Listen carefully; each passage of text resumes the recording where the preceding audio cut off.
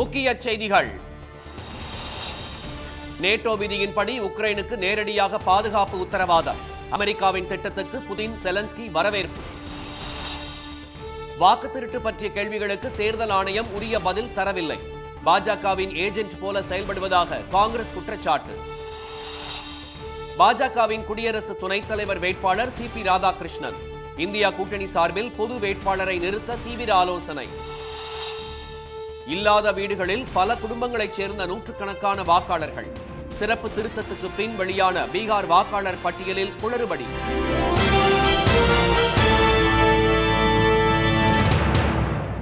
வணக்கம். உக்ரைன் போர் நிறுத்தத்தை ஏற்படுத்தும் முயற்சியில் அந்நாட்டுக்கு நேரடியாக பாதுகாப்பு உத்தரவாதம் வழங்க தயார் என அமெரிக்கா அறிவித்துள்ளதை புதினும் ஜெலன்ஸ்கியும் வரவேற்றுள்ளனர். நேட்டோ அமைப்பில் சேர உக்ரைன் முடிவெடுத்ததை தொடர்ந்து அந்நாட்டின் மீது 2022ஆம் ஆண்டு பிப்ரவரி மாதத்தில் ரஷ்யா தொடுத்த போர் 3 ஆண்டுகளுக்கு மேலாக நீடிக்கிறது.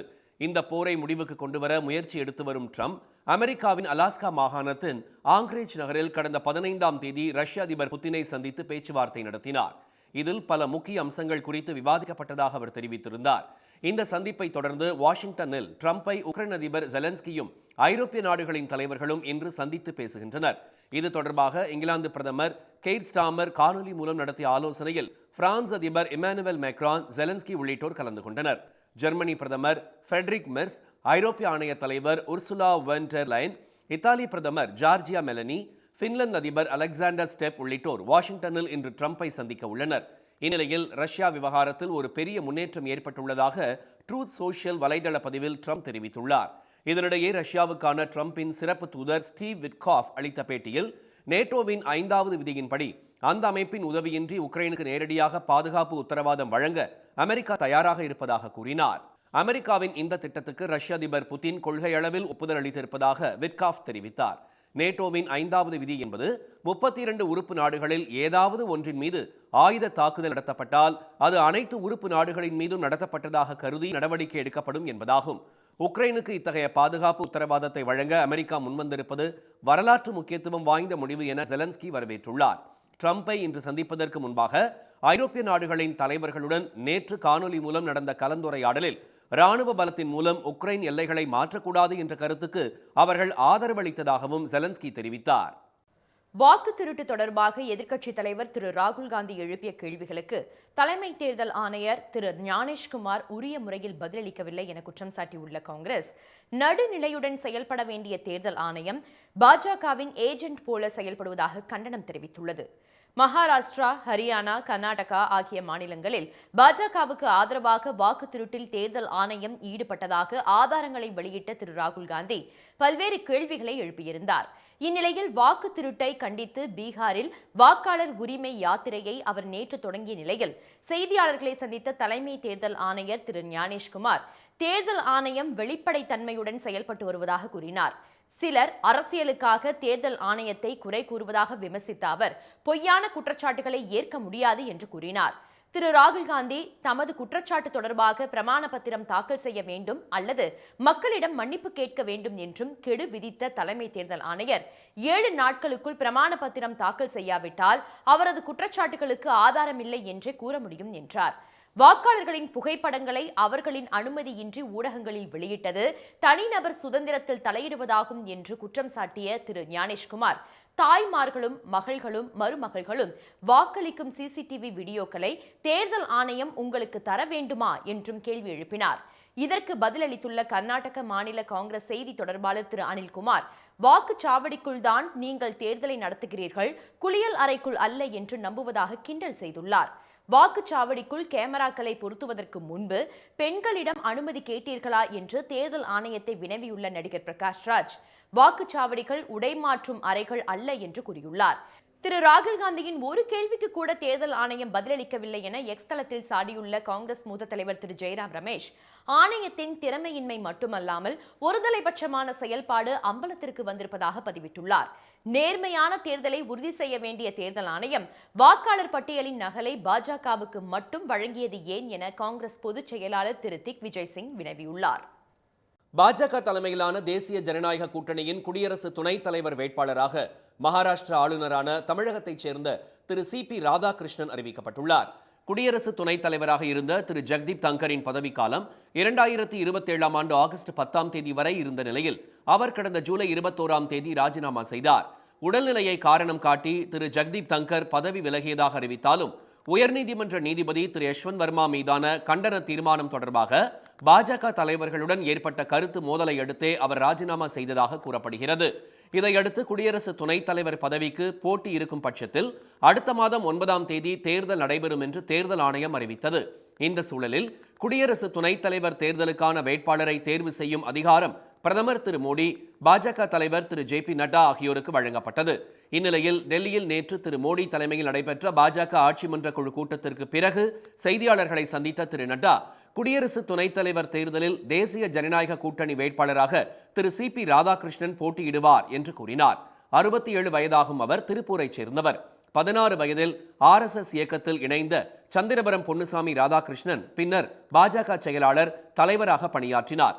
2023ஆம் ஆண்டு ஜார்க்கண்ட் ஆளுநராக நியமிக்கப்பட்ட அவர் கடந்த ஆண்டு மகாராஷ்டிரா ஆளுநராக மாற்றப்பட்டார். குடியரசு துணைத் தலைவர் வேட்பாளராக திரு ராதாகிருஷ்ணன் அறிவிக்கப்பட்டது குறித்து மகிழ்ச்சி தெரிவித்த அவரது குடும்பத்தினர் இனிப்பு வழங்கி கொண்டாடினர். நாங்கள் நினைச்சது ஏதோ நினைச்சோம், ஆனால் இப்படி கிடைக்கும் நினைக்கல.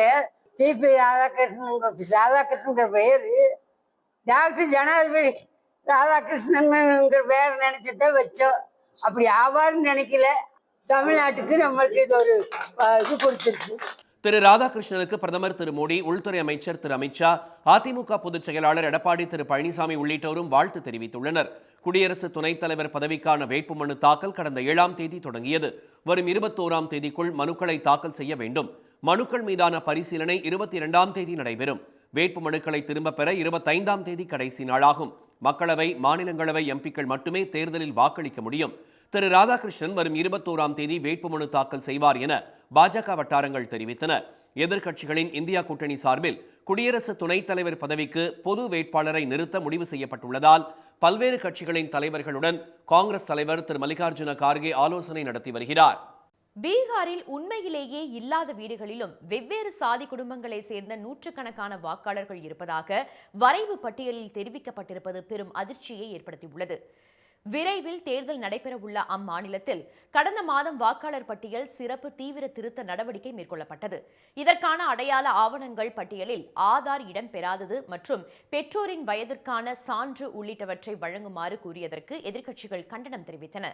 இது வாக்காளர்களை நீக்குவதற்கான முயற்சி என அவை கூறிய நிலையில் வரைவு வாக்காளர் பட்டியலில் 65 லட்சம் வாக்காளர்கள் நீக்கப்பட்டதாக குற்றச்சாட்டு எழுந்தது. இந்நிலையில் செய்தியாளர்கள் கூட்டமைப்பு என்ற அமைப்பு சுயேட்சையான தகவல் ஆய்வாளர்கள் குழுவுடன் இணைந்து வரைவு வாக்காளர் பட்டியல் விவரங்களை 3 தொகுதிகளில் சரிபார்க்கும் பணியை மேற்கொண்டது. அப்போது வரைவு பட்டியலில் பிப்ரா சட்டமன்ற தொகுதி காலிம்பூர் கிராமத்தில் ஒரு வீட்டில் 509 வாக்காளர்கள் உள்ளதாக கூறப்பட்டிருந்தது போல எந்த வீடும் இல்லை என்பது தெரிய வந்தது. அதே கிராமத்தில் மற்றும் ஓர் இல்லாத வீட்டில் 459 வாக்காளர்கள் உள்ளதாக தேர்தல் ஆணையம் பதிவு செய்துள்ளது. பிப்ரா, பஹாகா, மோதிஹாரி ஆகிய 3 தொகுதிகளில் மட்டும் 3590 முகவரிகள் ஒவ்வொன்றிலும் 20 அல்லது அதற்கு மேற்பட்டவர்கள் உள்ளதாக வரைவு வாக்காளர் பட்டியலில் குறிப்பிடப்பட்டுள்ளது. இத்தகைய வாக்காளர்களின் எண்ணிக்கை 80,000க்கும் மேற்பட்டதாக உள்ள நிலையில் பெரும்பாலான முகவரிகளில் வீடுகளே இல்லை என்றும் ஆய்வு குழுவினர் தெரிவித்துள்ளனர்.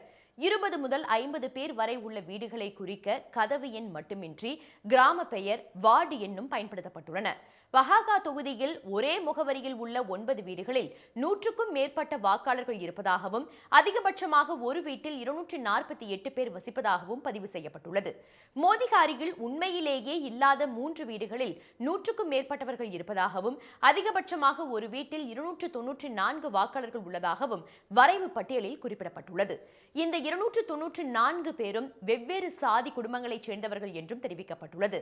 சம்ப்ரான் பிராந்தியத்தில் உள்ள இந்த 3 தொகுதிகளில் 10 லட்சம் வாக்காளர்கள் பதிவு செய்யப்பட்டுள்ள நிலையில் 8% பேரின் முகவரிகள் போலியானவையாக உள்ளன என்று ஆய்வுக்குழுவினர் கூறினர். ஒரே கிராமத்தில் வசிக்கும் வெவ்வேறு சமூகத்தினர் தாங்கள் உட்பட நூற்றுக்கணக்கானோர் வரைவு வாக்காளர் பட்டியலின்படி ஒரே வீட்டில் வசிப்பதை தங்கள் மூலம் அறிந்து அதிர்ச்சியும் ஆச்சரியமும் அடைந்ததாக ஆய்வுக்குழுவினர் தெரிவித்தனர்.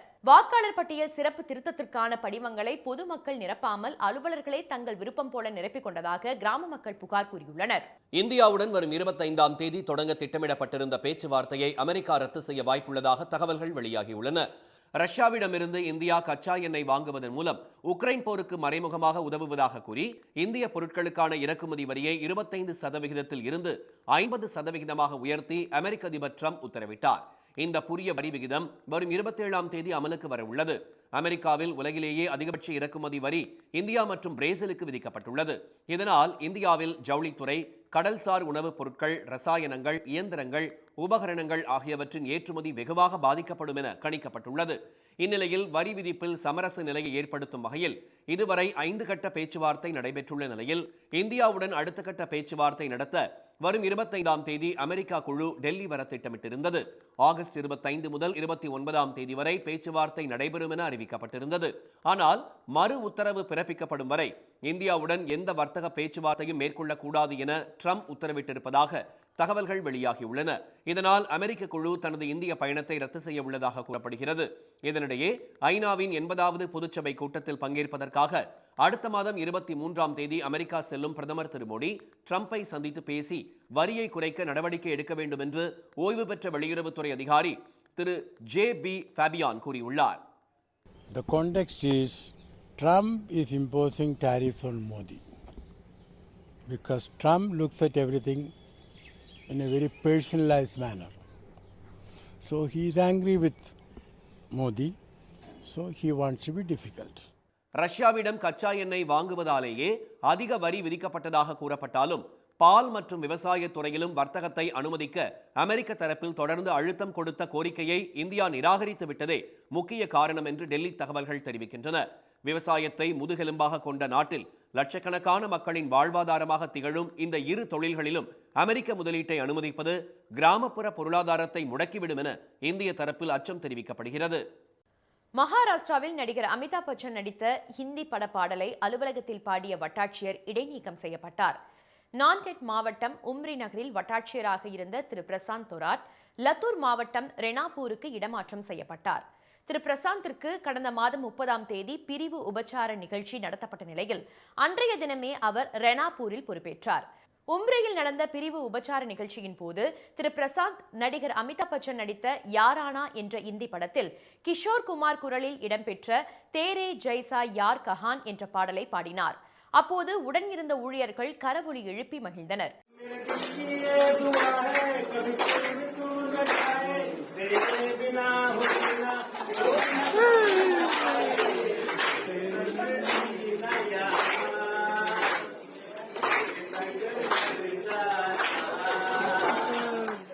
இதன் காணொளி சமூக வலைதளங்களில் பரவிய நிலையில் பொறுப்பான பதவியில் இருப்பவர் இப்படி அலுவலகத்தில் பாடலாமா என்று பலர் கேள்வி எழுப்பினர். இதனால் சர்ச்சை எழுந்ததை தொடர்ந்து அவர் பணியிடை நீக்கம் செய்யப்பட்டதாக வருவாய்த்துறை அமைச்சர் திரு சந்திரசேகர் பவன்குலே தெரிவித்தார். तहसीलदारच्या खुर्चीवर बसून त्या ठिकाणी या पद्धतीची मजा करण्याकरता त्यांना वेळ आहे आणि म्हणून त्यांना सस्पेंड केलेला आहे, निलंबित केला आहे आणि या प्रकारच्या बाबी महसूल खातं खपवून घेणार नाही. முன்னதாக சமூக வலைதளங்களில் வட்டாட்சியர் பாடலுக்கு கண்டனங்கள் தெரிவிக்கப்பட்டதை அடுத்து நான்டென் மாவட்ட ஆட்சியர் உயர் அதிகாரிகளுக்கு அறிக்கை ஒன்றை அனுப்பினார். அதில் திரு பிரசாந்தின் செயல் நிர்வாகத்தின் மதிப்பை சீர்குலைத்ததாகவும் மகாராஷ்டிரா ஆட்சி பணி அதிகாரிகளின் நடத்தை விதிகளை மீறும் வகையில் உள்ளதாகவும் அதில் கூறப்பட்டிருந்தது. இதையடுத்து வட்டாட்சியரை பணியிடை நீக்கம் செய்து கோட்ட வருவாய் ஆணையர் திரு ஜிதேந்திர பவால்கர் உத்தரவிட்டார். தமிழ்நாட்டில் பரவலாக மழை பெய்து வரும் நிலையில் வரும் 23ஆம் தேதி வரை மழை நீடிக்கும் என்று சென்னை வானிலை மையம் தெரிவித்துள்ளது. சென்னையில் நேற்று மாலை பலத்த காற்றுடன் எழும்பூர், புரசைவாக்கம், அரும்பாக்கம், ஈக்காட்டுத்தாங்கல் உள்பட பல்வேறு பகுதிகளிலும், அச்சிறுப்பாக்கம், சேலையூர், தாம்பரம் உள்ளிட்ட புறநகர் பகுதிகளிலும் வெளுத்து வாங்கிய மழையால் சாலைகளில் தண்ணீர் பெருக்கெடுத்தது. செங்கல்பட்டு, மதுராந்தகம், காஞ்சிபுரம் ஆகிய பகுதிகளில் கனமழை கொட்டியது.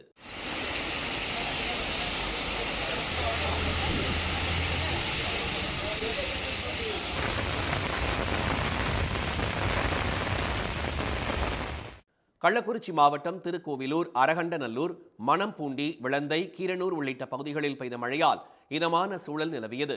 திருவண்ணாமலை மாவட்டம் செங்கம் மற்றும் சுற்றுவட்டார பகுதிகளில் பலத்த மழை கொட்டி தீர்த்தது.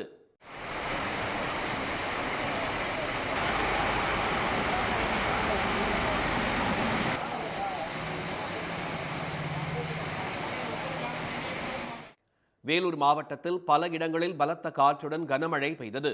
வேலூர், சத்துவாச்சாரி, காட்பாடி, லத்தேரி, வள்ளிமலை, தொரப்பாடி, வேலப்பாடி உள்ளிட்ட இடங்களில் கொட்டிய மழையால் வெப்பம் தணிந்தது. தென்காசி மாவட்டம் குற்றாலம் மெயின் அருவியில் திடீரென வெள்ளப்பெருக்கு ஏற்பட்டதை அடுத்து குளித்துக் கொண்டிருந்த சுற்றுலா பயணிகள் அபாய ஒலி எழுப்பி அவசரமாக வெளியேற்றப்பட்டனர். தக்க சமயத்தில் அருவிக்கரையில் இருந்த எச்சரிக்கை சைரன் ஒலித்ததால் அசம்பாவிதம் தவிர்க்கப்பட்டது.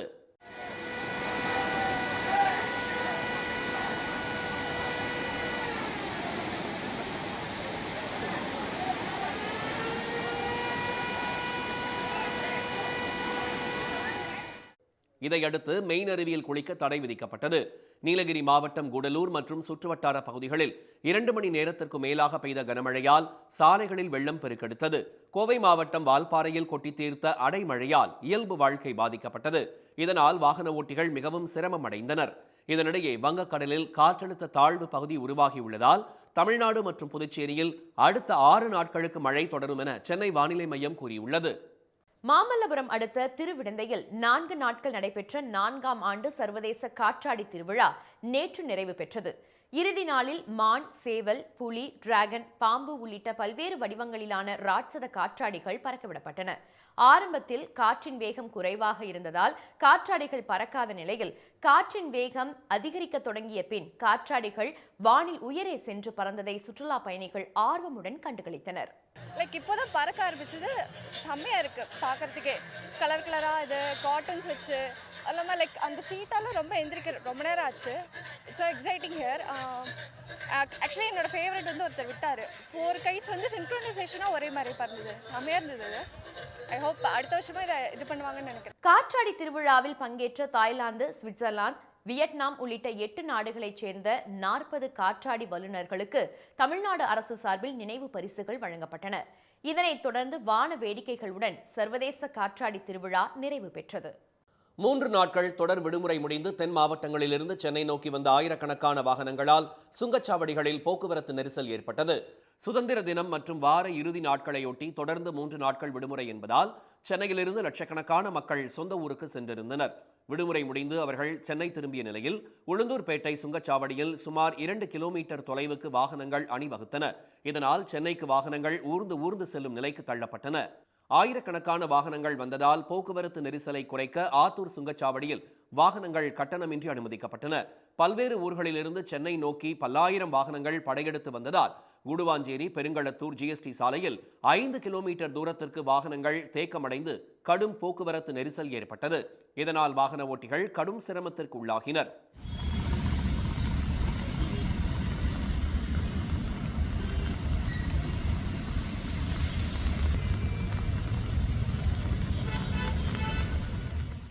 போக்குவரத்து முடங்கிய நிலையில் சென்னை மற்றும் புறநகர் பகுதியில் மழையும் பெய்ததால் வாகன ஓட்டிகள் தவிப்புக்குள்ளாகினர்.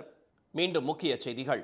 உக்ரைனுக்கு நேட்டோ விதிப்படி நேரடியாக பாதுகாப்பு உத்தரவாதம் வழங்க தயார் என அமெரிக்கா அறிவித்துள்ளதை புதினும் ஜெலன்ஸ்கியும் வரவேற்றுள்ளனர். தேசிய ஜனநாயக கூட்டணியின் குடியரசு துணைத் தலைவர் வேட்பாளராக மகாராஷ்டிர ஆளுநர் சிபி ராதாகிருஷ்ணன் அறிவிக்கப்பட்டுள்ளார். பீகாரில் உண்மையிலேயே இல்லாத வீடுகளில் நூற்றுக்கணக்கான வாக்காளர்கள் இருப்பதாக வரைவு பட்டியலில் தெரிவிக்கப்பட்டிருப்பது அதிர்ச்சியை ஏற்படுத்தியுள்ளது. இத்துடன் இந்த செய்திகள் நிறைவடைகின்றன. மீண்டும் சன் டிவியில் செய்திகள் மாலை 6 மணிக்கு. செய்திகளை உடனுக்குடன் தெரிந்து கொள்ள QR கோடை ஸ்கேன் செய்து சன் நியூஸ் வாட்ஸ்அப் சேனலில் இணைந்திருங்கள். வணக்கம். வணக்கம்.